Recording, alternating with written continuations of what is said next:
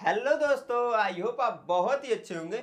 इस वीडियो में मेरे दोस्त पर्सनली 6 पॉइंट सी के नवे से लेके 12वें तक के प्रश्न को करने वाले हैं। मेरे दोस्त नवे प्रश्न को हमने यहाँ पर नोट कर दिया। अच्छा प्रश्न है, ध्यान से देखिए क्या कह रहा है कि लंबाई 6 मीटर वाले एक ऊर्ध्वाधर स्तंभ की भूमि पर छाया की लंबाई 4 मीटर है। ठीक है, आपका यहाँ पर 6 मीटर एक ऊर्ध्वाधर स्तंभ है और उसकी छाया की लंबाई मेरे दोस्त दे रखा है 4 मीटर। ठीक है, इतना ध्यान रखना है। सातवीं दिया है, जबकि उसी समय एक मीनार की छाया की लंबाई 28 मीटर है और एक मीनार की छाया की लंबाई मेरे दोस्त क्या है 28 मीटर है। तो मीनार की ऊंचाई ज्ञात कीजिए। ठीक है, तो हमें सबसे पहले डायग्राम बनाना पड़ेगा मेरे दोस्त, क्योंकि यहाँ पर आपका डायग्राम नहीं दिया था तो उसको सबसे पहले बनाना पड़ेगा मेरे दोस्त। तो सबसे पहले यहाँ पर जो जो चीज़ें बोला है उसी के हिसाब से मेरे दोस्त हम क्या करेंगे, डायग्राम बना लेंगे।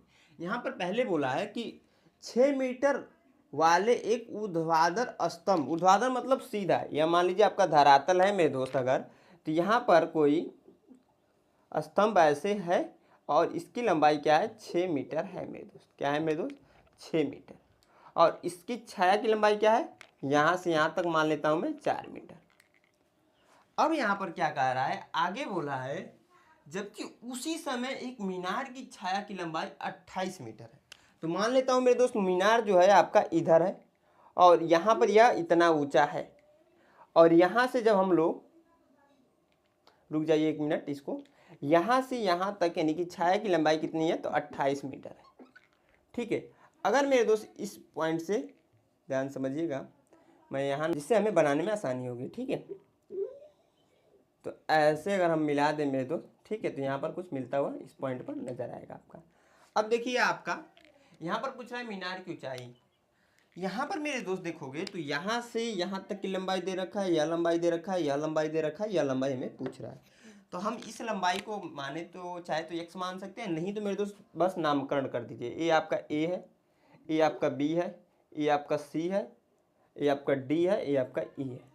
ठीक है मेरे दोस्त, अब यहाँ पर हमें क्या करना है कि अगर आपको यहाँ पर दिख रहा होगा मेरे दोस्त, संगत भुजाओं का अनुपात समानुपाती कर दे तो आपका हो जाएगा, क्योंकि 3 वैल्यू देख रही है, एक यह वैल्यू देख रही है, एक यह वैल्यू, एक यह वैल्यू, तो इसकी वैल्यू हम निकाल सकते हैं। लेकिन मेरे दोस्त संगत भुजाओं का अनुपात इक्वल करने के लिए, बराबर करने के लिए हमें दोनों त्रिभुज समरूप करना पड़ेगा। यानी कि बड़ा वाला जो त्रिभुज बन रहा है कौन सा मेरे वो दोस्त, मैं लिखूंगा यहाँ पर त्रिभुज BDE व त्रिभुज ABC में देखें तो अगर आप देखोगे BDE है बड़ा वाला त्रिभुज और इसी में जो मेरे दोस्त छोटा वाला बन रहा है ABC, दोनों को अगर हम समरूप कर दें मेरे दोस्त तो आपका हो जाने वाला है। तो समरूप करते हैं, सिंपल सी बात है।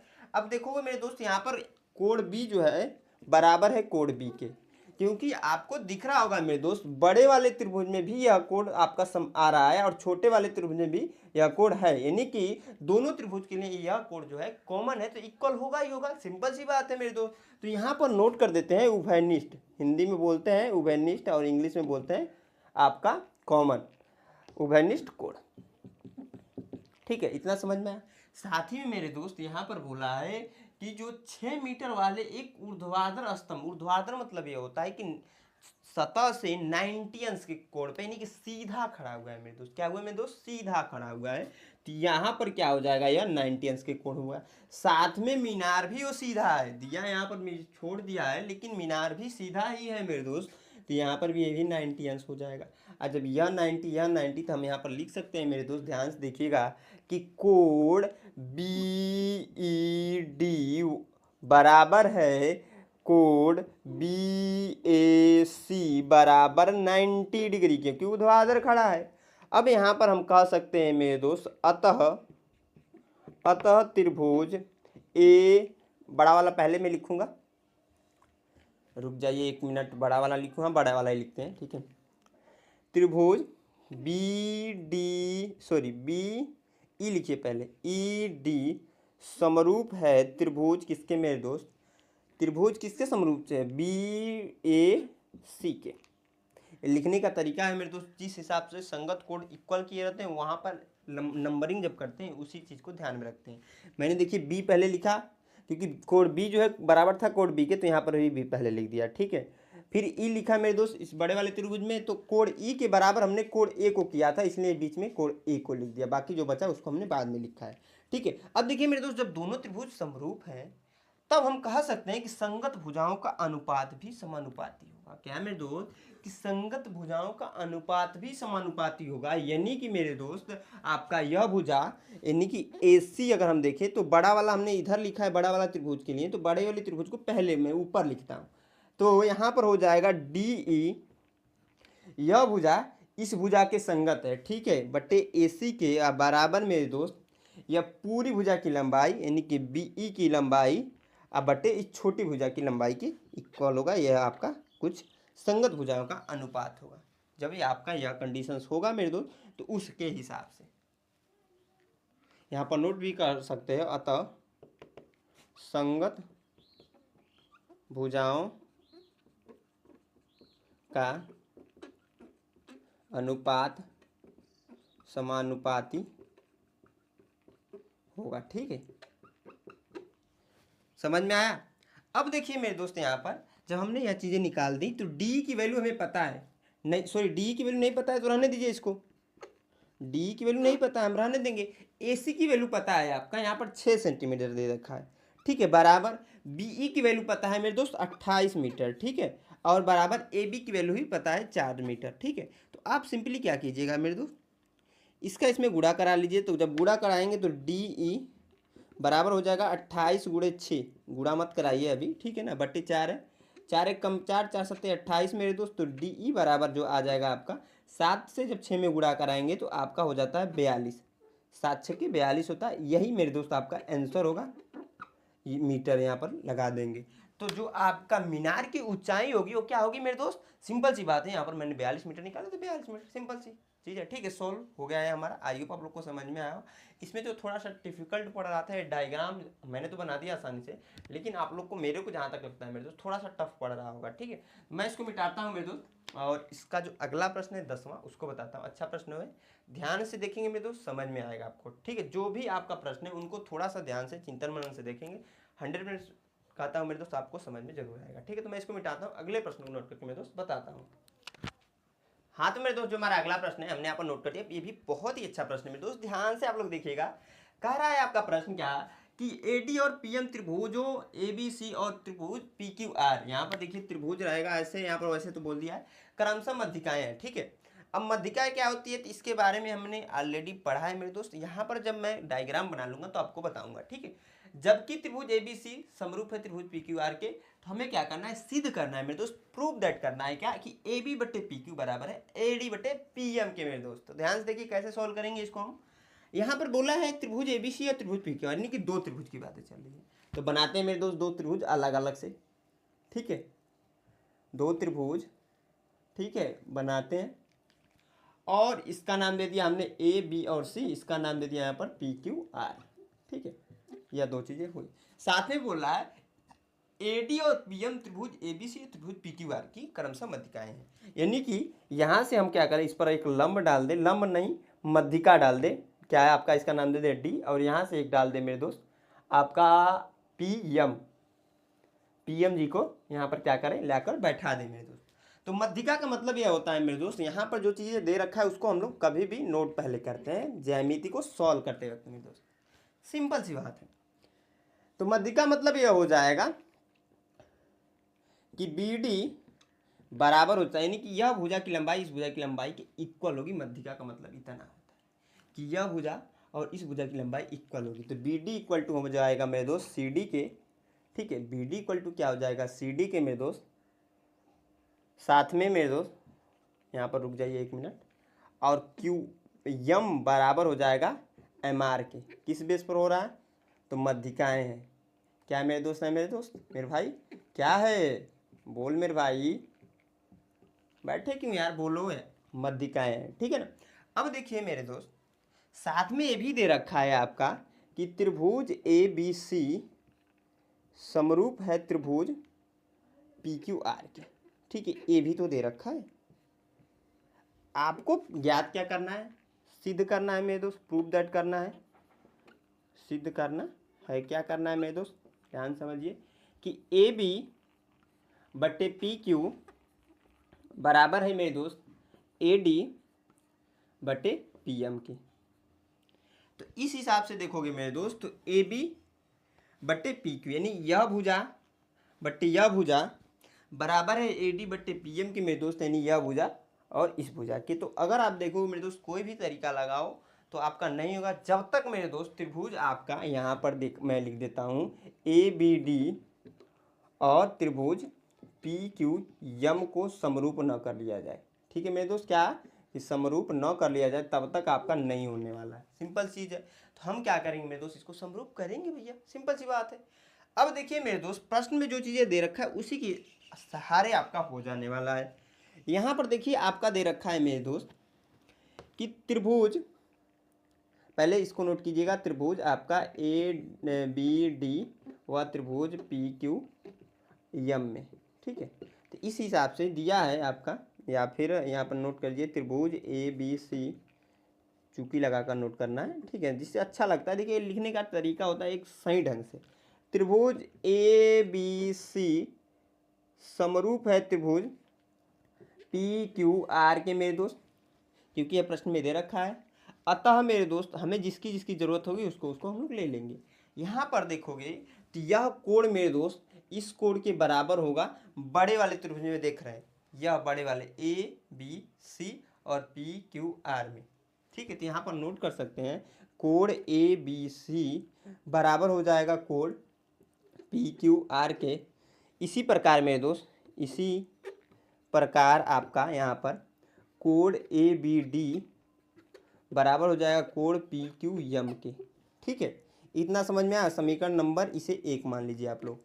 आगे देखिए मेरे दोस्त, जब यह दोनों त्रिभुज बड़ा वाला त्रिभुज समरूप है तो अतः संगत भुजाओं का अनुपात समानुपाती होगा। तो हम किस भुजा को लेंगे, तो यह भुजा बट्टे यह भुजा और यह पूरी भुजा बट्टे इस भुजा को लेंगे। क्योंकि आपको यहाँ पर दिख रहा होगा मेरे दोस्त, यह भुजा बट्टे यह भुजा लें और यह भुजा बट्टे यह भुजा, सॉरी यह भुजा बट्टे यह भुजा और यह भुजा बट्टे यह भुजा जब लें मेरे दोस्त, और उसमें मेरे दोस्त इस पूरी वैल्यू के स्थान पर इसको ला दें, इस पूरी वैल्यू के स्थान पर इसको ला दें, तो आपका हो जाने वाला है। तो वही काम करेंगे मेरे दोस्त। यहाँ पर नोट कर देंगे आपका कि ध्यान से समझिए मेरे दोस्त कि ए बी बट्टे पी क्यू बराबर हो जाएगा बी सी बट्टे क्यू आर के। ठीक है, इतना समझ में आया। अब हम आगे मेरे दोस्त सॉल्व करेंगे इसको। सिंपल सी बात है, सिंपल से क्वेश्चन है, बहुत बड़ा नहीं है, कुछ एक्स्ट्रा नहीं करना है मेरे दोस्त। यहाँ पर देखिए पी क्यू जो निकल हाँ बी सी जो लिखा है हमने यहाँ पर और क्यू आर लिखा है, इसके स्थान पर मेरे दोस्त हम बी डी नहीं कर सकते या क्यू एम नहीं कर सकते। आप कहोगे सर कैसे कर सकते हैं, तो यहाँ पर मेरे दोस्त आइए और यहाँ पर हम लोग सिंपली लिखे हैं बी डी बराबर सी डी। अगर मेरे दोस्त 1-2 स्टेप में बढ़ा दूँ तो आपको आसानी से समझ में भी आ जाएगा कैसे मैं कह रहा हूँ कि ए बी बटे पी क्यू के स्थान पर मेरे दोस्त यहाँ पर देखिए, सॉरी पी क्यू को तो रहने देंगे, पी क्यू को नहीं टच करने वाले। सी एम बी सी को देखिए, बी सी यहाँ से यहाँ तक है, इसके स्थान पर मेरे दोस्त हम क्या यह नहीं लिख सकते हैं कि बी डी बटलस का सी डी, लिख सकते हैं कि नहीं मेरे भैया, ये बोल। मैंने कहा इस बी सी के स्थान पर B D plus C D नहीं लिख सकते हैं। आप कहोगे सर यस सर लिख सकते हैं, तो लिखना मेरे भाई। क्यू आर है, क्यू आर के स्थान पर यहाँ से यहाँ तक पूरी भुजा की लंबाई के स्थान पर क्यू एम प्लस का एम आर नहीं नोट कर सकते हैं मेरे दोस्त। आप कहोगे यस सर नोट कर सकते हैं, तो बस आपका हो गया। क्योंकि आपका यहाँ पर देखोगे तो बी डी बराबर सी डी है, तो सी डी के स्थान पर मेरे दोस्त बी डी लिख सकते हैं ना, सी डी के स्थान पर बी डी लिख सकते हैं कि नहीं। तो ए बी बटे पी क्यू बराबर बी डी प्लस का बी डी, मैंने सी डी के स्थान पर मेरे दोस्त यहाँ से बी डी रख दिया। अब बटे क्यू एम तो रहेगा, क्यू एम को रहने देंगे। बी सी सॉरी यहाँ पर एम आर है, तो एम आर के स्थान पर मेरे दोस्त यहाँ पर एम आर के स्थान पर क्यू एम रख सकते हैं। क्योंकि मैंने स्टार्टिंग बताया जब मध्यिका है तो दोनों जो भुजाओं की जो लंबाई हो जाएगी, जिस भुजा पर वो कट कर रही है उन भुजाओं की लंबाई समान हो जाएगी। तो यहाँ पर क्या हो जाएगा क्यू एम।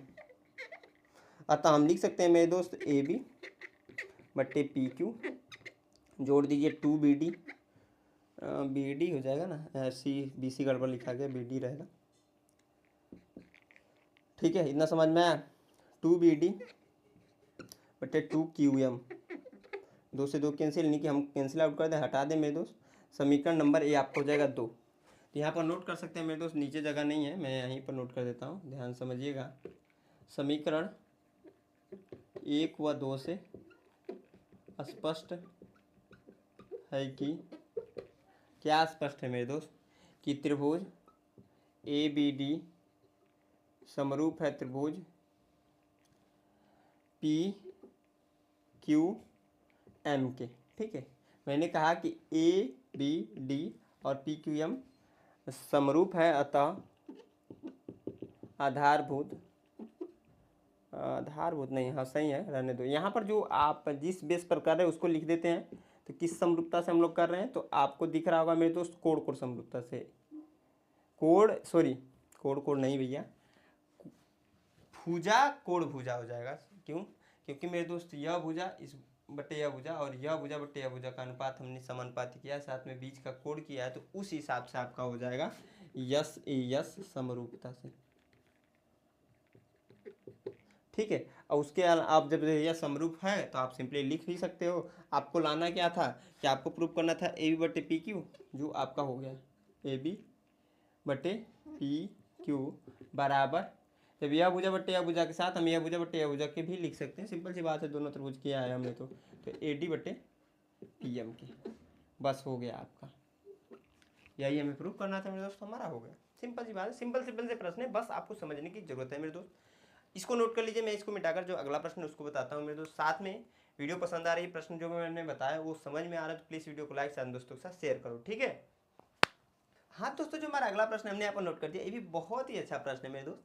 ध्यान से देखिए क्या कह रहा है, प्रश्न कर रहा है कि समलंब ए बी सी डी जिसमें ए बी समांतर है डी सी के, समांतर का साइन होता है आपको पता होगा मेरे दोस्त, के विकर्ण ए सी और बी डी परस्पर ओ पर प्रतिच्छेद करते हैं। ठीक है, तो दो त्रिभुजों की समरूप कसौटी का प्रयोग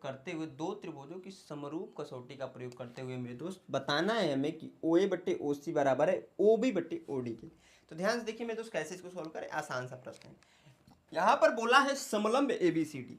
अब देखिए मेरे दोस्त, समलंब क्या होता है वो आपको पता होना चाहिए। समलंब होता है ना कि जिसमें कोई भी भुजा एक दूसरे के इक्वल ना हो। ठीक है, और साथ में यहाँ पर आगे बोल दिया है कि ए बी समांतर है डी सी। तो समांतर करते हैं मेरे दोस्त, आपका डायग्राम कुछ ऐसा ही बना देता हूं मैं। ठीक है,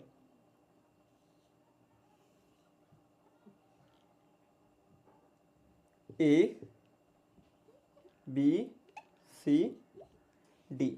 ठीक है, आगे बोला है इसमें कि विकर्ण AC और BD पर परस्पर O बिंदु प्रतिच्छेद करते हैं। कहने का मतलब मेरे दोस्त यह है कि इससे हम लोग जब इसको मिला दें और इस त्रिभुजा को ऐसे मिला लें तो यहाँ पर जहाँ पर एक कट कर रहे हैं इसका नाम दिया है O। ठीक है, प्रतिच्छेद करते हैं।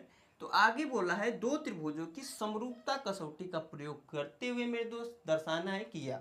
तो आप सिंपली यहाँ पर लिख सकते हैं कि दिया हुआ है, क्योंकि जो चीज़ें आपका प्रश्न में गिवन दैट है ना उससे लिखना बहुत ज़रूरी है। तो यहाँ पर नोट कर देंगे मेरे दोस्त कि दिया है कि ए बी सी डी एक समलंब है, ठीक है, साथ में ए बी दिया है कि ए बी समांतर है डी सी के। आगे मेरे दोस्त कुछ नहीं दे रखा है ना, नहीं देख रखा है। अब देखिए मेरे दोस्त, ज्ञात क्या करना है आपको, क्या मेरे दोस्त, ज्ञात करना है कि ओ ए बटे ओ सी बराबर ओ बी बटे ओ डी। ठीक है, यह आपको ज्ञात करना है। तो यहाँ पर कैसे करेंगे मेरे दोस्त ज्ञात, ध्यान से समझिए। आपको निकालना है ओ ए बटे ओ सी या बटे या। तो आप सिंपली क्या करोगे मेरे दोस्त, अगर आप देख रहे होगे तो यहाँ पर हम लोग क्या करेंगे, इस त्रिभुज, मैं रेड वाले से बनाऊंगा तो और अच्छे से समझ में आएगा, ऐसे मैं कर देता हूँ। ठीक है,